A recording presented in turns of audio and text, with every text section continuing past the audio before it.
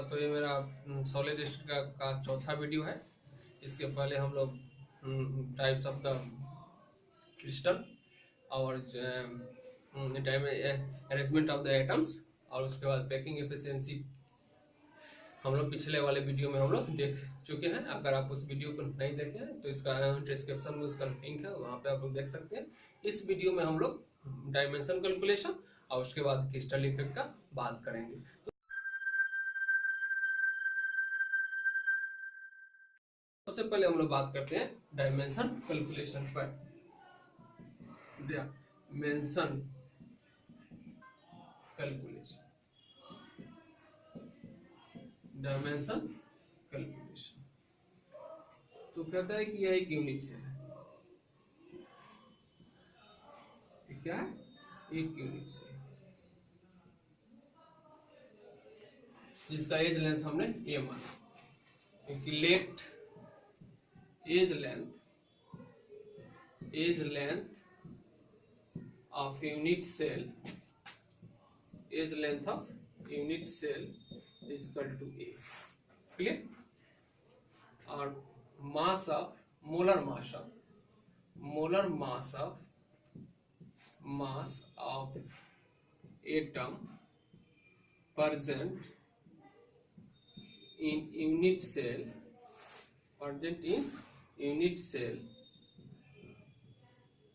Equal to capital, यानी कि जो भी यूनिट सेल में एटम है उसका हमने मोलर मास कैपिटल ले लिया। तो mass of one atom present in unit cell इसको हम लिख सकते हैं m/na एवोगाड्रो नो, क्योंकि हमने यहाँ पे बात मास लिया है मोलर मास, यानी कि मोलर मास मतलब कि एक मोल का मास अगर m है तो एक एटम का मास m/na होगा, यानी कि मोलर मास में अगर हम एवोगाड्रो नंबर से डिवाइड कर देते हैं, भाग दे देते हैं, तो एक एटम का मास आएगा। क्लियर? और number of atoms present in unit cell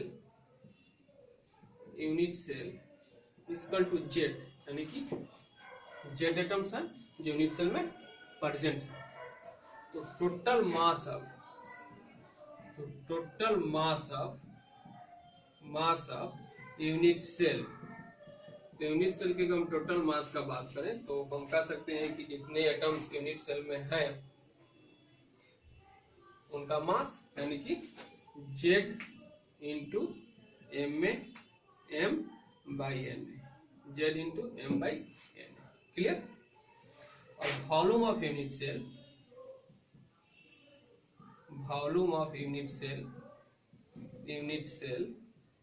यानी कि यूनिट सेल का जो वॉल्यूम होगा वो कितना होगा? AQ होगा, तो AQ। क्लियर? तो डेंसिटी ऑफ यूनिट सेल कितना होगा? डेंसिटी ऑफ यूनिट सेल, तो किसी भी चीज का जो डेंसिटी होता है वह कितना होता है? Mass by volume. तो मास जो हुआ वह Zm/na, और वॉल्यूम के लिए हम लिख सकते हैं बाई AQ, यानी कि एज ए होल हमारा फार्मूला आ गया D equal to Zm AQ into, यानी कि यहाँ से D equal to density of the unit cell, Z equal to number of atoms present in the unit cell, m molar mass of the atoms, AQ यानी कि ये जो है वह यूनिट सेल का एज लेंथ है, AQ मतलब unit cell का वॉल्यूम, और Na means Avogadro number. Clear? तो यहाँ से हम यूनिट सेल के तमाम चीजों को निकाल सकते हैं। क्लियर? और इसके बाद हम लोग बात करेंगे क्रिस्टल लैटिस के बारे में। क्लियर? तो क्रिस्टल लैटिस क्या हो, क्रिस्टल लैटिस और उसके डिफेक्ट। तो सबसे पहले हम लोग बात करते हैं क्रिस्टल डिफेक्ट। तो कहते हैं कि क्रिस्टल डिफेक्ट क्या है? तो सपोज दैट कि यहाँ पे कोई इस टाइप से अगर एटम्स का अगर अरेंजमेंट है, एटम्स के इस टाइप से अगर अरेंजमेंट है, यहाँ से अगर 2-3 एटम्स निकल के अगर बाहर चले गए या ऐसे है कि एटम्स अपना पोजीशन छोड़कर दूसरे जगह चले गए, तो यानी कि एटम्स के डीलोकलाइजेशन से, एटम्स के डीलोकलाइजेशन से या फिर उनके रो के डीलोकलाइजेशन से जो डिफेक्ट उत्पन्न होता है उसको हम क्रिस्टल डिफेक्ट कहते हैं। क्लियर? और क्रिस्टल डिफेक्ट जो होता है वह दो टाइप का होता है, एक होता है पॉइंट डिफेक्ट, पॉइंट डिफेक्ट, और दूसरा होता है लाइन डिफेक्ट, लाइन डिफेक्ट। तो मेनली जो हम लोग को फोकस करना है वो करना है पॉइंट डिफेक्ट पे। तो कहता है कि पॉइंट डिफेक्ट क्या है, तो कहता है कि वैसा क्रिस्टल डिफेक्ट जहां पे एटम्स डीलोकलाइज होते हैं, मतलब कि एटम्स अपने पोजीशन को छोड़कर या आयंस पार्टिकल्स जो भी है अपने पोजीशन को छोड़कर दूसरे पोजीशन पे चले जाए या फिर जो क्रिस्टल से बाहर निकल कर चले जाए, तो जो डिफेक्ट उत्पन्न होता है उसको हम पॉइंट डिफेक्ट कहते हैं। पॉइंट डिफेक्ट में हम लोग मेनली फोकस करेंगे तीन डिफेक्ट पे, स्टैचोमेट्री डिफेक्ट,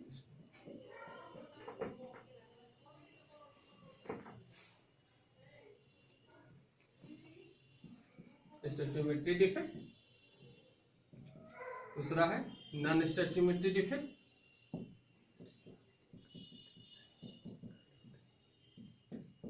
स्टैचोमेट्री डिफेक्ट डिफेक्ट, और तीसरा जो है वो हमारा इम्प्यूरिटी, इम्प्यूरिटी। तो इसमें हम लोग बातचीत करेंगे। तो सबसे फर्स्ट हम लोग बातचीत करते हैं शॉर्ट की डिफेक्ट। तो शॉर्ट की डिफेक्ट क्या है, तो कहता है कि पहले हम लोग शॉर्ट की डिफेक्ट और हम लोग स्टैचोमेट्री डिफेक्ट और हम लोग नॉन स्टैचोमेट्री डिफेक्ट का हम लोग डिफरेंसेस को स्टैचोमेट्री डिफेक्ट और नॉन स्टैचोमेट्री डिफेक्ट में हम लोग डिफरेंसेस करते हैं, और उसके बाद हम लोग इसका हम क्लासिफिकेशन करेंगे। तो कहता है कि अगर NaCl है, सपोर्टेड कि NaCl है और यहाँ पर भी NaCl अगर हम लेते हैं तो यहाँ पे Na और Cl के बीच का जो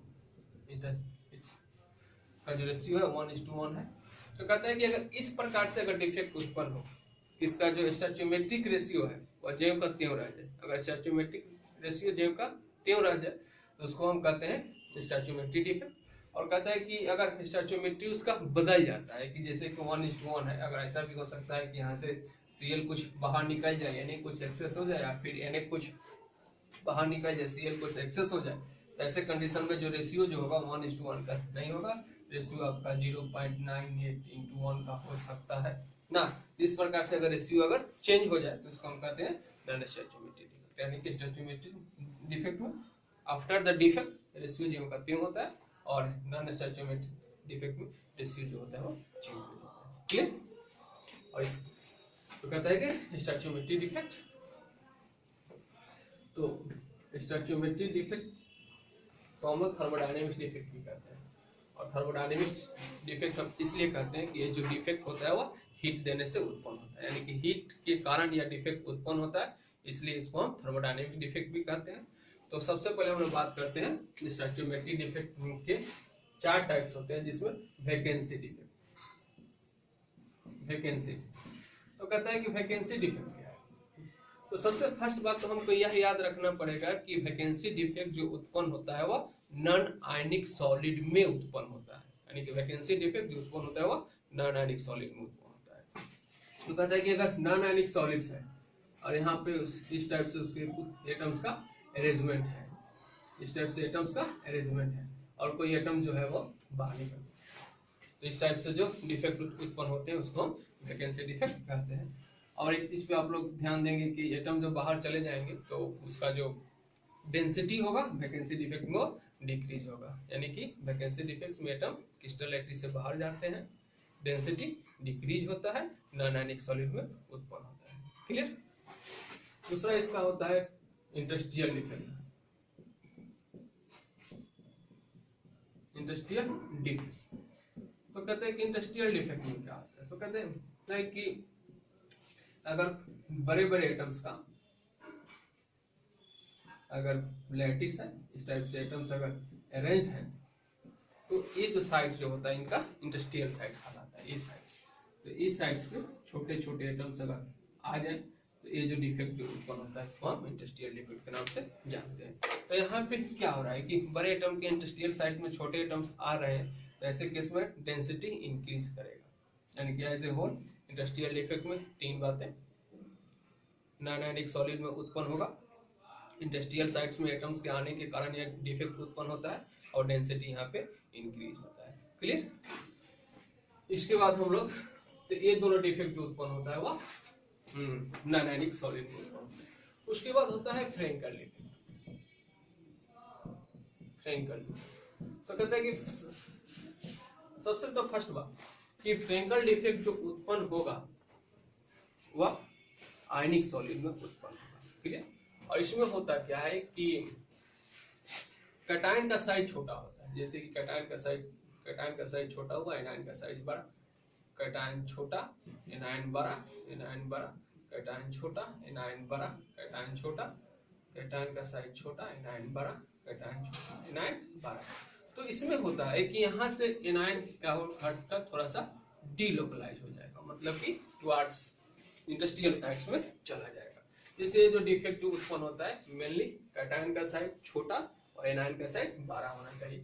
जैसे कि ZnS में उत्पन्न होगा, AgCl में, AgBr में, AgI में ये डिफेक्ट जो होता है वो उत्पन्न होता है। क्लियर? तो कहता है कि कैटायन अपने पोजीशन से डीलोकलाइज होकर इंडस्ट्रियल साइट में चले जाए तो जो डिफेक्ट उत्पन्न होता है उसको फ्रेंकल डिफेक्ट कहते हैं। क्लियर? ये हुआ थर्ड। फोर्थ में हमारा होता है शॉर्ट की डिफेक्ट। शॉर्ट की डिफेक्ट तो कहता है कि शॉर्ट की डिफेक्ट तो कहता है कि जहाँ पे कैटायन और एनायन का साइज आपस में लगभग सिमिलर हो, cation anion, cation anion, anion cation anion, cation cation anion, cation anion, यानी कि साइज लगभग आपस में सिमिलर हो, और यहाँ से कैटायन एनायन अगर दोनों अगर लैटिस से बाहर चले जाए तो जो डिफेक्ट उत्पन्न होता है उसको शॉर्ट की डिफेक्ट कहते हैं। ऐसे भी हम कह सकते हैं कि ऐसा शॉर्ट मारो कि कैटायन एनायन बाहर, शॉर्ट की डिफेक्ट। क्लियर? ये सारी बातें हैं समझने के लिए। जैसे कि जो डिफेक्ट जो उत्पन्न होता है आपका NaCl में, KCl में और AgBr में, आपको याद रखना होगा कि शॉर्ट की डिफेक्ट भी होता है, और AgBr में शॉर्ट की डिफेक्ट भी होता है और फ्रेंकल डिफेक्ट। क्लियर? तो यहाँ से बाहर जाएंगे, यहाँ पे जेम करते हैं और हम दोनों के हम डिफरेंसेस में कंपेयर करें। तो यहाँ पे होता है कि कैटायन का साइज छोटा, एनायन का साइज बड़ा, यहाँ पे कैटायन एनायन दोनों के साइज बड़े होंगे। यहाँ पे चूंकि एटम्स अपने पोजीशन को छोड़कर दूसरे पोजीशन पर ही जाता है, डेंसिटी जो कहते हैं, डेंसिटी यहाँ पे डिक्रीज करता है, आइडेंटिटी नहीं रहता है, डेंसिटी यहाँ पे डिक्रीज करता है। ये जो डिफेक्ट जो उत्पन्न होता है वह उस आयनिक कंपाउंड में होगा जहाँ पे जो उसका जो कोऑर्डिनेशन नंबर होगा कम होगा, या डिफेक्ट वहां पे उत्पन्न होगा जहाँ पे कोऑर्डिनेशन नंबर ज्यादा होगा। क्लियर? और इसके उत्पन्न होने से डाइइलेक्ट्रिक कांस्टेंट के वैल्यू पे में मतलब कि चेंज होता है। यहाँ इसके उत्पन्न होने से डाइइलेक्ट्रिक कांस्टेंट के वैल्यू में कोई ज्यादा अंतर नहीं पड़ता है। तो ये था शॉर्ट की और फ्रेंकल में डिफरेंसेस। उसके बाद कहते हैं कि एक बड़ा बढ़िया क्वेश्चन बनता है। क्वेश्चन आपका ये है, कहता है कि जो भी जैसे कि अल्कली मेटल्स के जो हाइलाइट्स है, तो अल्कली मेटल के हाइलाइट्स में फ्रेंकल डिफेक्ट उत्पन्न नहीं होता है। तो अल्कली मेटल्स के हाइलाइट में फ्रेंकल डिफेक्ट उत्पन्न न होने का कारण ये है कि अल्कली मेटल्स जो हैं उनके कैटायन का साइज बड़ा होता है, जबकि फ्रेंकल डिफेक्ट वहां पे उत्पन्न होगा जहां पे कैटायन का साइज छोटा होगा। क्लियर? तो ये था स्टोइकियोमेट्रिक डिफेक्ट। और स्टोइकियोमेट्रिक डिफेक्ट के बाद हम लोग बात करते हैं नॉन स्टोइकियोमेट्रिक डिफेक्ट पे। नॉन स्टोइकियोमेट्रिक डिफेक्ट जो होता है इसमें हम लोग नॉन स्टोइकियोमेट्रिक डिफेक्ट, नॉन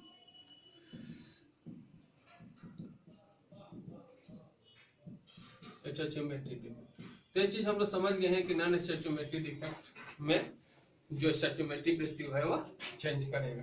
तो सबसे फर्स्ट हम लोग देखते हैं कि metal excess defect due to anion vacancy, anion vacancy, metal excess defect due to anion vacancy. इसमें सब कहता है कि Na प्लस और Cl माइनस का, Na प्लस और Cl माइनस का अगर लैटिस हो, यानी कि NaCl का लैटिस हो, Cl minus Na plus Cl minus Na plus Cl minus. और इस पे अगर हम क्या करें कि सोडियम वेपर लें, सोडियम वेपर, तो सोडियम वेपर का मतलब हुआ कि सोडियम को हीट अगर यहाँ पे अगर हम दें तो सोडियम क्या हुआ कि सोडियम प्लस में चला जाता है, एक इलेक्ट्रॉन लूज करता है और यहाँ पे Na प्लस आया और सपोर्ट ऐड की यहाँ से Cl को लेकर बाहर निकल गया, NaCl बन गया। क्लियर?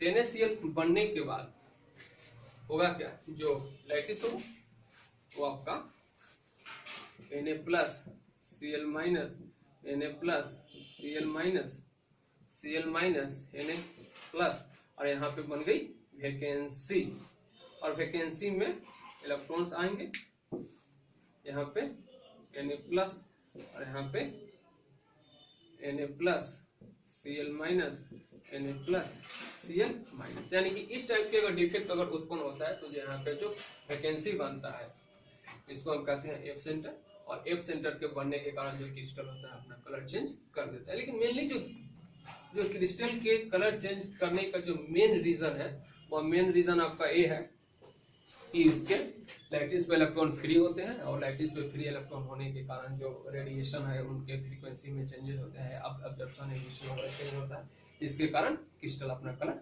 चेंज होता है। लेकिन सिंपली हम लोग कह देते हैं कि due to the formation of the F centre crystal changes colour. तो ये चीज हम लोग समझ गए कि NaCl का जो कलर होता है after the rising of the defect वह येलो होता है और KCl का जो कलर होता है वो वायलेट होता है और LiCl का पिंक। यानी कि आपको याद रखना होगा कि NaCl yellow, KCl violet, LiCl pink colour अपना देता है। और यहाँ पे ये जो होगा वह एन टाइप सेमीकंडक्टर का काम करना स्टार्ट करेगा और इलेक्ट्रिक कंडक्टिविटी आ जाएगी, इलेक्ट्रिक कंडक्टिविटी आएगी due to the free electrons. Clear? उसके बाद होता है कि metal excess defect due to presence of extra cation, due to presence of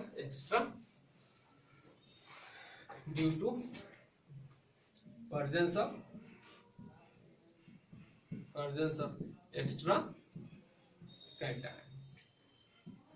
तो कहता है कि due to presence of extra cation की अगर हम बात करें तो जैसे कि ZnO का अगर क्रिस्टल है तो Zn plus plus O minus minus Zn plus plus O minus minus O minus minus Zn plus plus O minus minus Zn plus plus Zn plus plus O minus minus Zn plus plus O minus minus, इस type का crystal होगा। तो इस type का अगर crystal है तो अगर हम इसको हीट करना स्टार्ट करते हैं,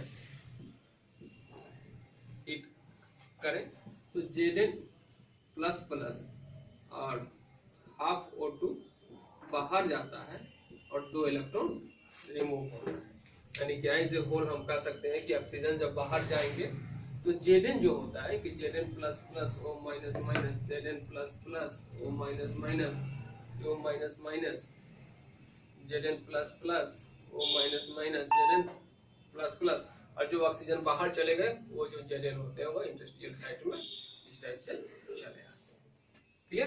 यानी कि डिफेक्ट उत्पन्न होने के बाद क्रिस्टल जो होगा वो कंडक्टर होगा, यानी कि क्रिस्टल में कंडक्टिविटी आ जाएगी और जो भी फ्री इलेक्ट्रॉन्स है यानी कि ऑक्सीजन जो रिमूव हुआ तो ये इलेक्ट्रॉन क्या करेगा, यहाँ पे लैटिस पे आ जाएंगे और इस इलेक्ट्रॉन के इस टाइप से लैटिस पे आ जाने के कारण कंडक्टिविटी आएगी और क्रिस्टल जो होगा अपना कलर चेंज करेगा। यानी कि Zn का जो कलर होगा वो पहले का कलर व्हाइट होगा, after the rising of this defect Zn अपना कलर जो होगा वो पिंक कर देगा। क्लियर? इस टाइप का है। उसके बाद एक डिफेक्ट और होता है इसमें, मेटल डिफिशियंसी डिफेक्ट। तो मेटल डिफिशियंसी डिफेक्ट में क्या होता है कि मेटल का जो स्टोइचियोमेट्रिक रेशियो है इसमें मेटल कम पड़ता है। कहता है कि नेक्स्ट हम लोग देखते हैं इसका 3rd नंबर डिफेक्ट, इसमें होगा मेटल डिफिशियंसी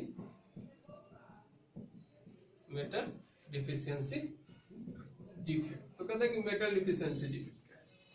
तो जैसे कि अगर हम बात करें कि Fe का क्रिस्टल है, ये Fe plus plus O minus minus Fe plus plus O minus minus O minus minus Fe plus plus O minus minus Fe plus plus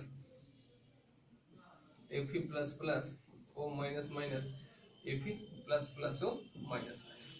और यहाँ से सपोर्ट है कि एक Fe बाहर निकल जाए, एक Fe बाहर निकलेगा तो यहाँ पे पॉजिटिव होल बनेगा और ये जो Fe प्लस प्लस है अपना ऑक्सीडेशन स्टेट +2 का, यानी कि कोई अगर कैटायन इस टाइप से बाहर निकल जाए और जो बाकी जो कैटायन है अपना ऑक्सीडेशन स्टेट को इस टाइप से इंक्रीज कर ले कि जो क्रिस्टल जो है वो as a whole electrical neutral का इलेक्ट्रिक न्यूट्रल बना रहे, तो जो डिफेक्ट जो उत्पन्न होता है उसको मेटल डिफिशियंसी डिफेक्ट हम कहते हैं, क्योंकि मेटल की यहाँ पे कमी हो गई। लेकिन जो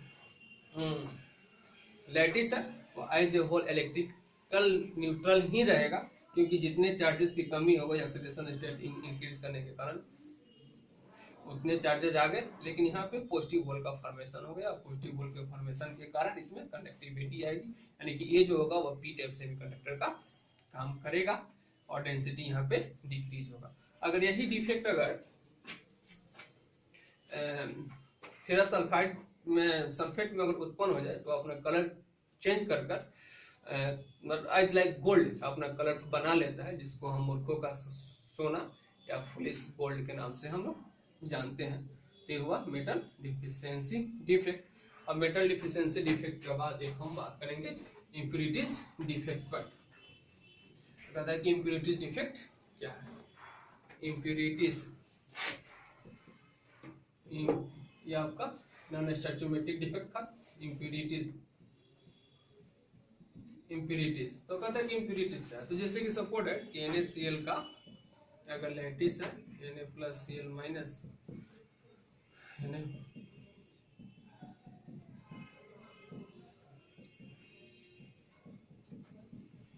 plus Cl minus Na plus Cl minus Na plus इस टाइप का अगर लैटिस है, यहाँ से अगर Na रिमूव हो जाए और यहाँ पे अगर SR आ जाए +2 ऑक्सीडेशन स्टेट, यानी कि जितने पॉजिटिव चार्ज डिक्रीज हुआ उतना पॉजिटिव चार्ज आ गया, और इस प्रकार से जो डिफेक्ट उत्पन्न होता है उसको हम इम्प्यूरिटी डिफेक्ट कहते हैं। इस डिफेक्ट में पॉजिटिव होल का फॉर्मेशन है, यानी कि पी टाइप सेमीकंडक्टर बन रहा है, जिसके कारण इलेक्ट्रिकल कंडक्टिविटी आएगी और यहाँ पे डेंसिटी बढ़ भी सकता है घट भी सकता है। कि यहाँ पे आपको देखना होगा कि कौन मतलब कि जो एटम्स जो आयंस जो रिमूव होते हैं उनका मास क्या है और जो कमिंग एटम्स जो आयंस है उसका मास क्या है, उसके अकॉर्डिंग हम लोग डेंसिटी पे चर्चा करेंगे।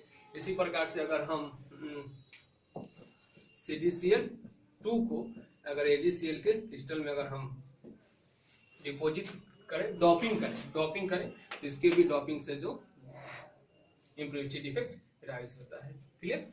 तो ये था हमारा क्रिस्टल लैटिस का वीडियो। इसके बाद नेक्स्ट वीडियो में हम लोग बैंड थ्योरी, सेमीकंडक्टर और उसके बाद मैग्नेटिक प्रॉपर्टी का बात करेंगे।